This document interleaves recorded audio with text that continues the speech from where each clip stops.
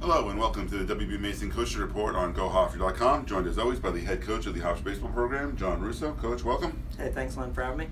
Coach, let's get right to it. Look back at opening weekend down at San Antonio, Texas versus the University of the Incarnate Word. A 1-3 weekend. Probably not the exact results you wanted, but tell us what you saw, what positives you take away from the weekend as you opened up the 2019 season. To be truthful, every day down there was a win for us. I mean, Thursday night practicing, Friday playing, Saturday playing, Sunday out there for a while.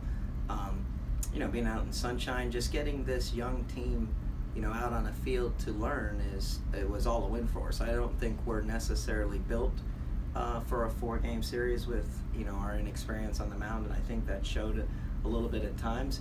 We have inexperience at the plate, and that showed at times over the weekend, as we didn't do much offense. But, we did play tough. I thought we were in most every game except for the last one on Sunday. We were able to pull out a win. I thought we got, a great performance from Camarda on Monday and a big swing from Robbie Weishire. But I'm really happy with the weekend, to be honest, because my goals going in, as everybody's is to win and get through it, is just to gain experience, knowledge, and to get better for conference to come Charleston in late March. You mentioned the performance by Brad Camarda, 3-2 Hofstra win. Brad goes 6 innings, 4 hits, struck out 3 batters, didn't walk many. Really, what did you see from Brad in his first start of the year? I think, even you texted me, he showed great poise, and you could see it on TV. You could see it when you were there, and that's probably the biggest thing Brad's been working on since October. I think Brad's always had the stuff or competitiveness to be good, but he just never showed the character out on the mound to do it. And I thought he stayed within himself. I want to say this, and this is not a knock on him. I didn't think he had a great breaking ball. I think Brad would admit that, but yet he still went through 6 pretty easy frames and only went run on fastball changeup. And I think that's because Brad can pitch. And he just gave us a really good performance after a really rough night on Friday. I didn't think Friday night we came out there with nothing to lose attitude. I thought we played with a little bit of fear. We've talked about that a few times as a team here in the last week since Friday night, and I think Brad gave us a lot of confidence. I thought Andrew Monday was the exact right guy to close out that game. It was good to see him back to who he was and what he is, and he was great. And the only thing is different 2 years from now is for me 2 years ago is he gets a little sore after games when he pitched 28 times as a freshman. And so and then I was really happy for Rob Weishire in that game. I mean, he had a great at bat. Everybody sees the 3-run homer, but right before that we struck out. We had first and second no outs. We struck out, and we had a 1-2 count on Robbie where he could have struck out just as easy and ended the inning. And he fouled off a bunch of pitches and got a 3-2 fastball, and he deposited it. And he earned that home run, and it wasn't definitely given to him. Now, over the course of the 4 games, you played 29 players over the weekend, multiple lineups. I know, like we said, a lot of new faces on this squad. The mix and match, what did you see from a lot of these new guys as they had their first collegiate experience?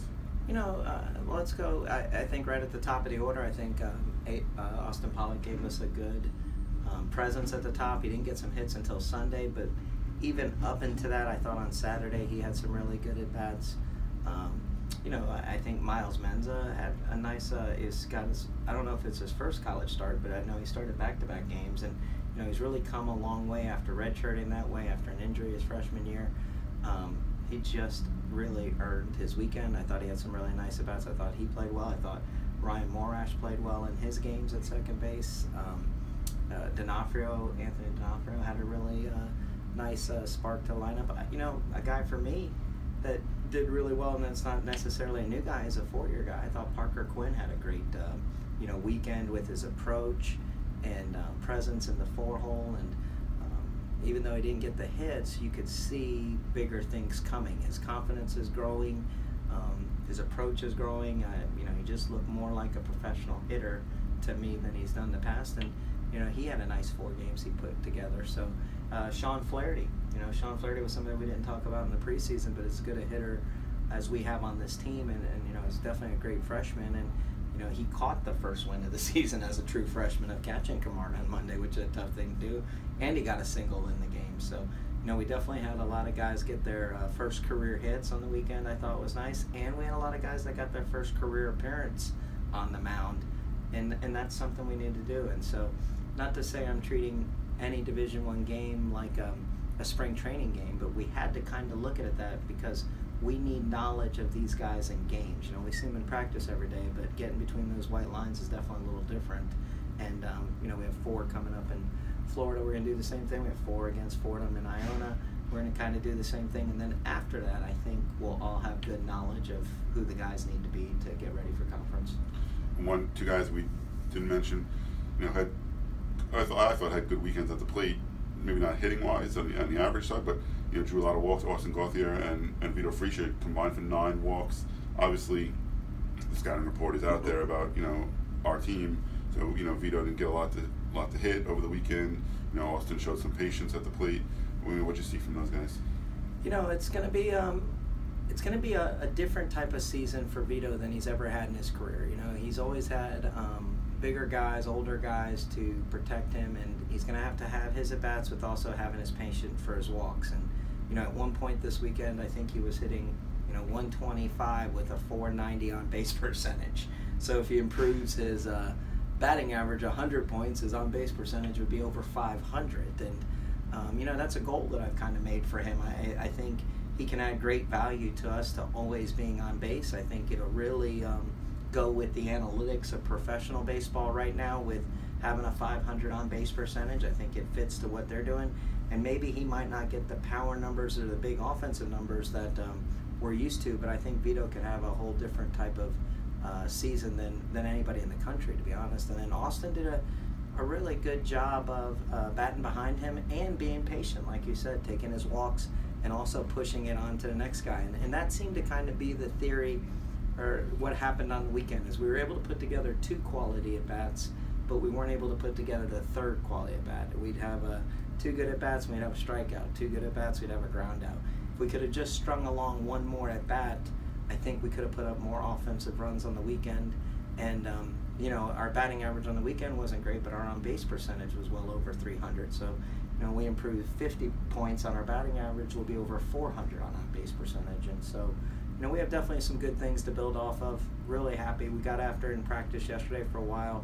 We'll get after it tomorrow, and we're really starting to correct some things. All right, you got a little bit of a break. Not back in action until next Friday, Saturday, and Sunday down in Florida at the Russ Matt Invitational in Central Florida, Kissimmee, and Sanford. You got Pitt, Butler, St. Peter's, and Central Michigan on the schedule. A little early to start talking about them, but some quality teams in there. And what's the goal for this week to get ready for that trip? Something I'm looking forward, and I totally missed not talking about it, is Ryan Rue, a freshman, had a great performance down there. I mean, he gave up, he had bases loaded in the first, no outs, and he gets out of it 1 run and then cruised through the next 4 innings. And really excited to see him throw again in Florida. Really excited to see more of Mark Fiallo down in Florida, a freshman. He got through 2 clean innings down there. Excited to see a veteran like Michael James get back out there after the Friday night game and see Camarda do it again the following weekend. But this was, all done with thought process. We needed this weekend off. We had a lot of mistakes down in San Antonio, and as a group and as a team, we need to fix some of the stuff. So then we just didn't go back into a weekend making the same mistakes we made last week. So we can inter-squad tomorrow. We'll have a chance to inter-squad on Saturday. I'm really excited for both of those days just as much as Florida right now, because we gotta do some things better, and then it'll give us a chance on Friday night against Pitt, on Saturday against Central Michigan, and another beautiful complex. We'll be playing at the Astros old spring training sites on their main stadium, under the lights on Friday night. So we have a lot of exciting things coming up for us, but nothing more exciting right now for me than practice today.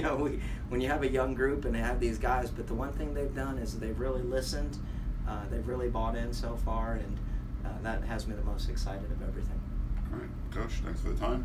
He's John Russo, I'm Len Skoros, and you've been watching the WB Mason Coach Report on GoHofstra.com.